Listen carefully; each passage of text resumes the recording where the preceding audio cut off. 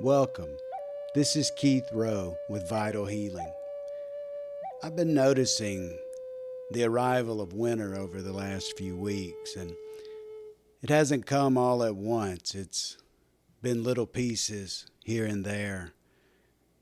The way the quiet stretches a little longer each evening, and how the birds and animals shift as the land pulls inward. The piece that I'm going to be sharing is called What the Quiet Season is Teaching Me. And it's about what happens when the leaves fall and the world slows down. But it's also about my own slowing down and walking away from 30 years of work that no longer served me, and learning to trust that healing is happening even when the path is not clear yet. And there's no lesson plan here, just an invitation to slow down and see what you notice. So settle in and let's begin. Most of the trees across the farm have lost their leaves. The maples lost their color weeks ago, and the sycamore's pale bark stands out along the creek. Only the oaks and the beech trees are still holding their brown leaves, rattling in the wind as if they're not quite finished with something. And both of these trees are known for this. They hold their leaves longer than most trees, sometimes well into winter, and letting them fall slowly through the cold months as the wind and rain loosen the stems, and their timing is steady and unhurried. Watching them, I keep thinking about how different the rhythms of letting go can be. And some things fall away all at once, and other things take time, loosening little by little until the last leaf finally drops. And there's no single way to surrender. Nature shows us many. So with the leaves mostly gone, everything feels more open, and the line of sight stretches further into the woods, and a quiet calmness settles even deeper. And along French's Creek, the beaver dam is holding a wide steel pool, and the wood ducks have found it and begun using it as a winter haven, slipping in and out through the trees with confidence. And the beavers, they've shifted into their slower season, tending small repairs on the dam and saving their strength for the deeper cold that January and February often bring. And their rhythm feels steady and sure, shaped by a knowledge that's as old as time. And out in the fields, the canola stays green against the muted browns of winter. Wide stretches of color rising out of the cold ground, vibrant and alive, while much of the land seems to sleep. And it stands as a quiet reminder that life does not disappear in the cold. It simply changes its pace. The winter birds are also easier to notice now that the branches are bare. You can see kestrels perched on the power lines at the edges of the fields, just watching for movement in the grass below. And Cooper's hawks slipping through the trees with quick, acrobatic turns. And northern harriers skimming low across the open ground, guiding in slow arches that belong to this season. And they remind me that what sometimes appears empty is often full of life that we've not yet learned to see. And in many ways, I've been living through my own winter these last few years. I shut down my poultry farm after 30 years inside a system that no longer aligned with my values. And it was not only the scale of the industrial production, but it was also the treatment of the animals and the pressure that was placed on employees and the weight carried by the farmers who tried to keep the system going. And I could no longer participate in something that asked so much and returned so little to the lives that it depended on. I also closed my remodeling business. The work itself was fine, but it belonged to a culture of constant consumption, where perfectly good rooms were torn out simply because the neighbors had updated theirs. And it was another place where my values no longer matched the world that I was helping to build. And both of those choices carried their own kind of truth and healing. Both showed me how far I had drifted from what I believed, and stepping away has given me room to breathe again, and to slow down, and to see the branches of my life with a clearer and kinder eye. And like the oaks and the beeches, I find there's things in me that still cling to the branches. The generational wounds that take time to heal. The grief that can take years to name and even longer to hold. And as the cold settles in, these places are beginning to loosen the way the last leaves let go when the season is ready. I am beginning to trust that what needs to fall away will do so in its own time. And I'm no longer trying to force anything to loosen. I'm learning to trust the slow work of the roots and to keep breathing through the seasons of my life. And winter is not only for rest, it also holds a quieter kind of tending. And so during these days around Thanksgiving, I found myself moving through the fields with a sense of gratitude for the life that surrounds me, all the wildlife and the small movement in the trees and the creeks and all the animals that shape it. And I've been checking the mineral blocks that I set out for the deer earlier this fall, and the ground around them is marked with fresh tracks, and the stump beside the block is scraped and worn. And it makes me smile because the deers have been biting off little pieces of the mineral supplement and taking in what they need for the seasons as it turns colder.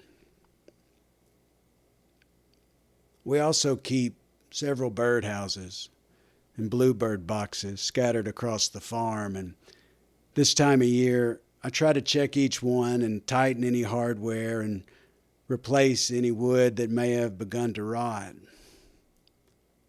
trying to get them ready for spring. And seeing the wood ducks using the quiet water along the creek has encouraged me to build some nesting boxes for them too. And so I've begun cutting and assembling the pieces in the shop on cold afternoons, preparing a few to place along the creek and a few near the backed up water. Over the next couple of months, I hope to add a box for barn owls and a few for American kestrels. It's very simple work, and there's no contracts and no production schedules. It's just preparing places of welcome for whatever needs a home. And as I am doing this work and going through all this transformation, I'm seeing how winter asks us to trust what is happening underground and unseen, reminding us that roots grow in the darkness and seeds split open long before we ever see a blade of grass. The land shows us that slow work is still holy work. This season, it asks us to stop producing, to rest where we can, and to let our hearts speak their quiet truth. The beavers know it. The groundhogs know it too. They rely on rhythms older than fear. And I'm learning to do the same. The heavy lifting of dismantling my old life is mostly done, and now I'm settling in, tending what remains, building habitat instead of industry, and watching for the gifts that only come when everything grows still. And if you find yourself in your own winter, you're not behind and you're not broken. Maybe you are in a season that invites a different kind of attention. And if it feels right to you, maybe sit with the questions of what am I still holding that doesn't serve me any longer? And what might only arrive now in the cold and the quiet?